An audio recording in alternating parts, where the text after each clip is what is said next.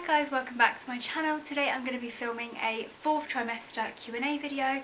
I asked over on my Instagram if you guys had any questions you would want me to answer.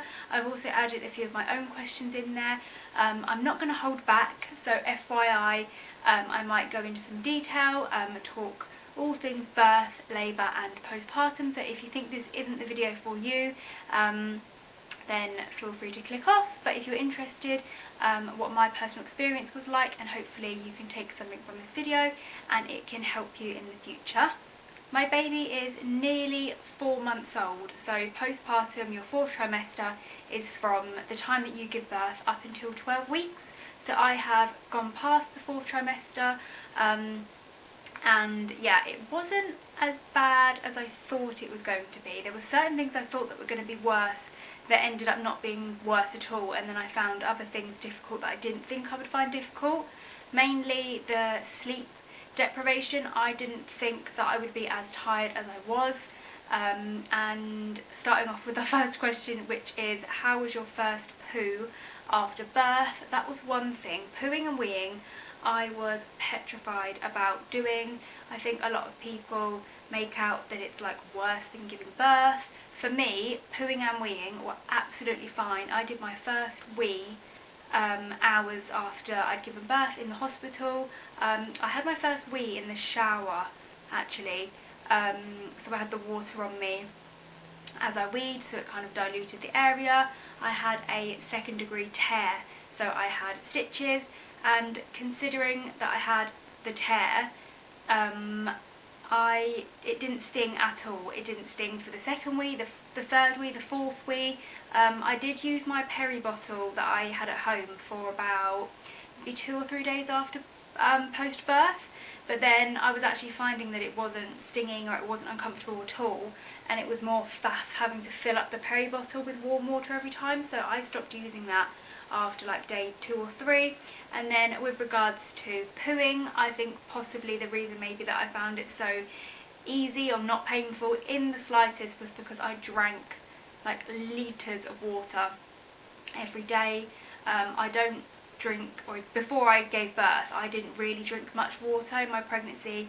I would just drink squash. I don't really like the taste of water, but when I was giving birth in the labour room, in the birth pool, it was really hot, and I was so thirsty that I had my little water bottle with me, and I must have filled it up about 5 or 6 times when I was in labour, and then I just continued that on from like when I got home. I always make sure that I have my bottle nearby, and when it's empty I fill it up straight away. I take it in the car with me if I'm driving, I take it up to bed with me, and then obviously with breastfeeding you need to keep yourself hydrated, make sure you eat well, so I never found the first poo painful. It's different for everybody. If you get offered any like stool softeners or anything at the hospital, I don't think there's any harm in taking them. Obviously speak to your nurse or midwife, and they will be more than happy to like advise you what's best. But yeah, just don't overthink it. The worst thing you can do is like hold it in for too long, because then you know, it's going to hurt when you eventually do go. But for me personally, hand on heart, I can honestly say that it did not hurt at all. The next question is postpartum body. That's all they've put, so I guess they mean you know, how am I finding my postpartum body? How is it different to before I was pregnant, before I gave birth? I actually lost, I think it was about 2 stone from the day I found out I was pregnant to the day after I gave birth. I was actually about 2.5 stone lighter, and that was all to do with my excessive morning sickness from week 6 to week 16. I had really bad morning sickness. I ended up in hospital for it on a drip because I just couldn't keep anything down. It was all day sickness. I did get put on medication for it as well, which helped a little bit, but it was awful, and I lost weight actually in the end of it all. So I am now, before I was pregnant I was about a size 12, and I'm now an 8 to 10. My stomach, I wish I'd taken more videos and pictures. I did take a few pictures actually the day after I've given birth, and let me just show you those of my stomach, because Obviously not everything bounces back the next day or even like the next few months. It takes 9 months to grow a baby, so give yourself time. This was taken on the 17th of March, this picture, so this was a day after I had given birth. So you can see that I still have obviously like a bit of a tummy. It's the weirdest thing after you give birth because your stomach's like rock hard when you're pregnant, and then you give birth and then it's all soft and squishy. And then this is from the front. You can see quite strongly in this picture I've got the line. It's got a proper name, but I have the line that goes down. I still have that now a tiny bit, like ever so slightly, and I'm nearly 4 months postpartum. So yeah, I'm actually not fitting into a lot of my old clothes because they're too big for me. So I'm finding that difficult in itself because, number one, I breastfeed, so I need to make sure that the outfits that I'm wearing are breastfeeding friendly. This crop top that I'm currently wearing now, I think this is a size 10 or size 12. I bought this literally like maybe 2 weeks before I fell pregnant, so I haven't actually worn it too much, and then I've just got some pyjama bottoms on underneath this. But this does fit. I just feel like it's a bit, it could fit me better and be a little bit tighter. Yeah, so if I was breastfeeding, Tommy's actually down for a nap at the moment and I'm just wearing this top for the purpose of the video, but if he was breastfeeding and I needed to feed him, then what I would do is just pull the top up, and then underneath I would either have a crop top on or a nursing top, but I find vest tops or tops that have like a low neckline, like bodysuits and stuff, that I can just easy access and feed him, I find they're what works best for me at the moment. But I do want to do a big like postpartum shop. I might film it and do like a try on video, because I do need to get some more outfits and clothes that I feel happy in, because I think once you give birth it's hard enough to adjust to your new body, but it's also hard to dress yourself, and that's obviously for me a different reason, because I'm smaller than I was before I gave birth. But for some people they obviously might be bigger than they were pre-pregnancy after they've given birth, so it just depends really, but it can be difficult. Yeah, I'm hoping to do a shop soon, so if you want me to film that then let me know in the comments and I will probably do that soon.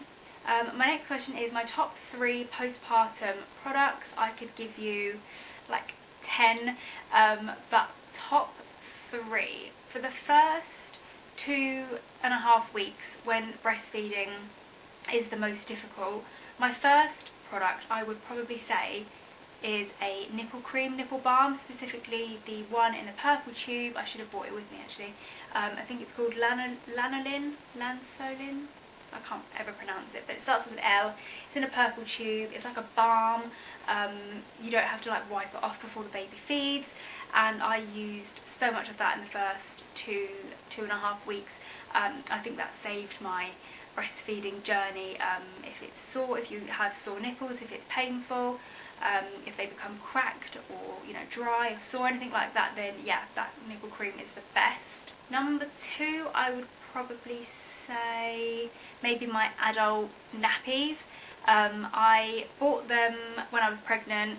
I took them with me to the hospital, and that's all I wore for 2 weeks, about a week or 2 weeks straight after I gave birth. They were like high-waisted. They're basically like incontinence pants. It just meant that you didn't have to worry about additional washing. I double lined them, so I would also stick a pad in them as well, and then just change the pad when I needed to, and if it leaked through then I would obviously change the nappy. But it was just nice and soft. I think if you have like a C-section, they can be nice to wear because they're high-waisted and they kind of hold you in and they're soft. The ones that I picked up were from Home Bargains, and they were really affordable, about £3-4 for a pack of 10. So first product, the nipple balm. Second product, the nappies. Third product I would probably say, or third item I would probably say, would have to be my breastfeeding pillow. I still use that to this day. I was talking about it in a video a few weeks back, saying that I need to buy another one for downstairs, because the one that I currently use is really handy for in the night. I use it every single night. I feed Tommy at the moment. He's waking up quite a lot in the middle of the night, but I feed him about 4 or 5 times in the night, and having the pillow with him on it supports my arms. supports him. It's just really comfortable, and that actually came as a bundle with my cot.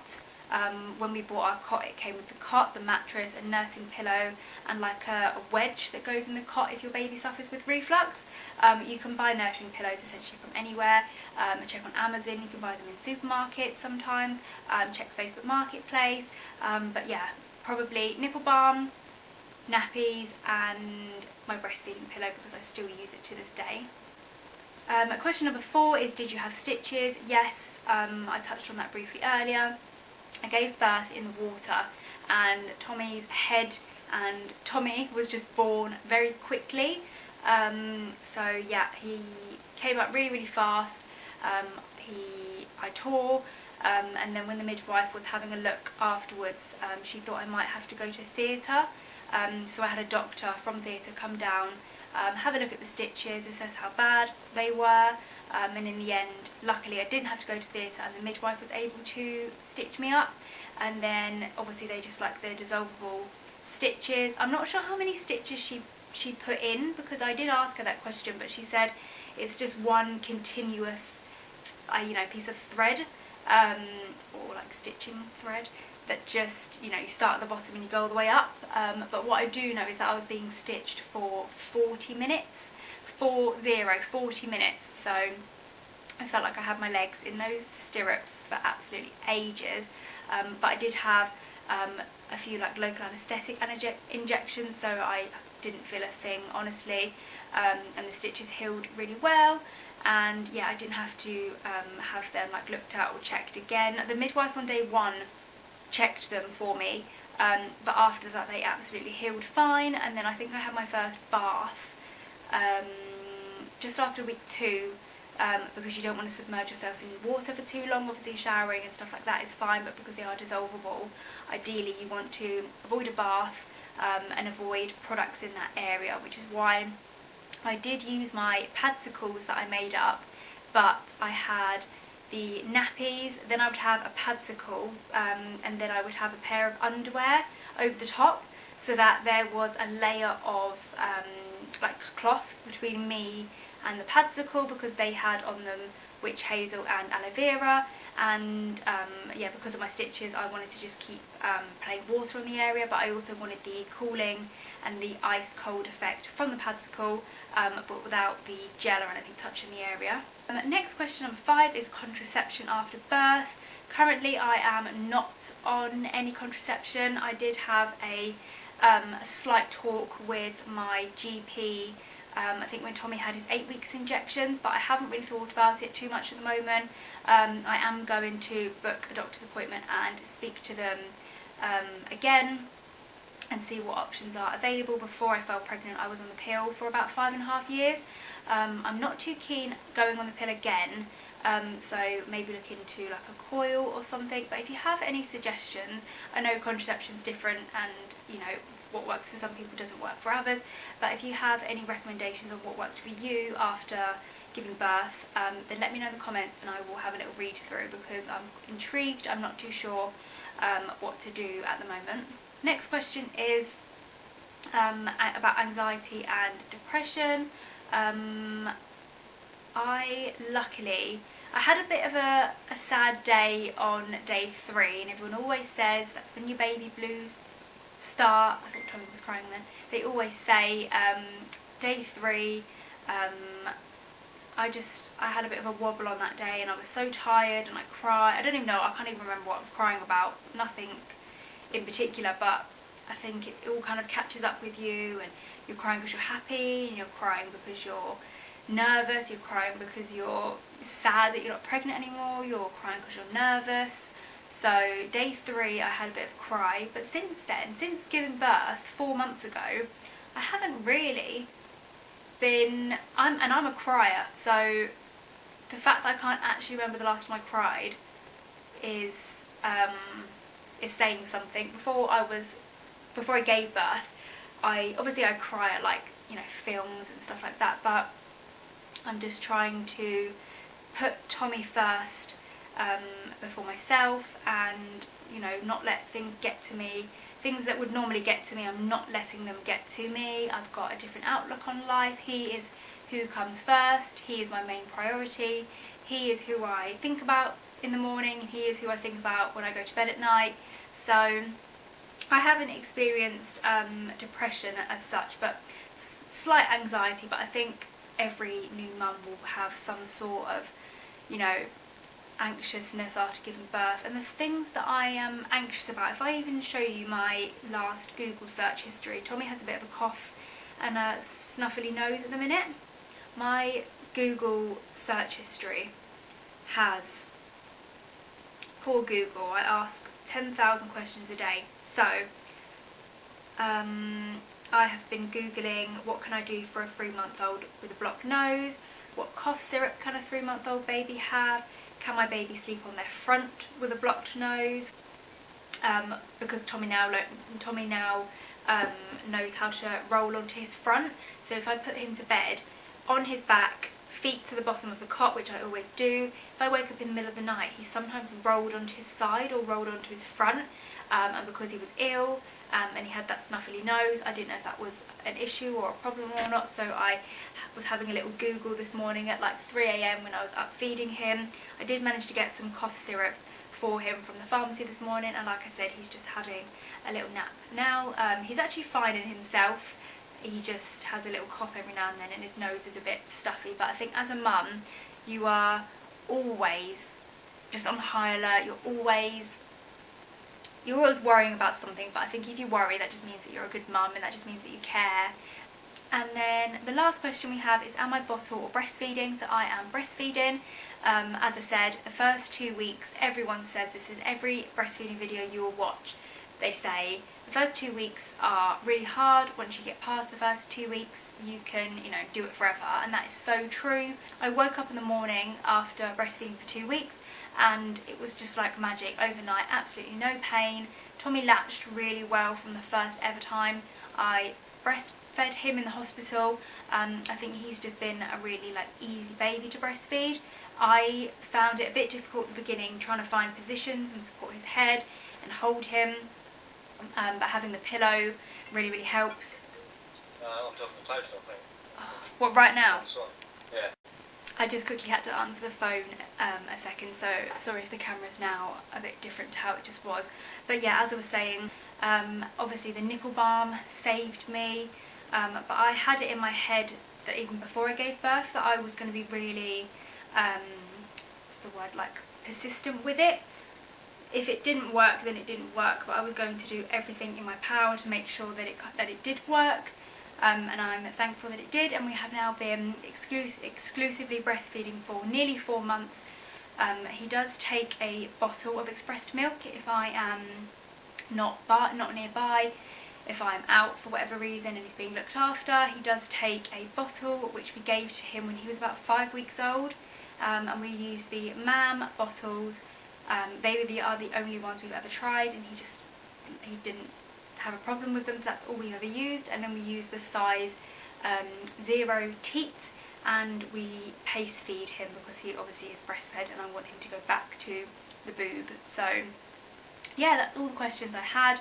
If you have any more and you want me to do a part 2, let me know in the comments or give this video a thumbs up, and that will let me know if you guys enjoyed this video or not, and I will be sure to film a part 2 because I'm sure there are some things that I have missed. I tried to be as real and open and honest as I could with you guys, because this would have been the type of video that would have been really helpful for me to watch after I'd given birth, because it's not as, it is what you make of it, I suppose. It's not as scary as I thought it was going to be. I think once you have a baby, you know what your baby wants. Thanks for watching guys, and I'll see you in my next video. Bye!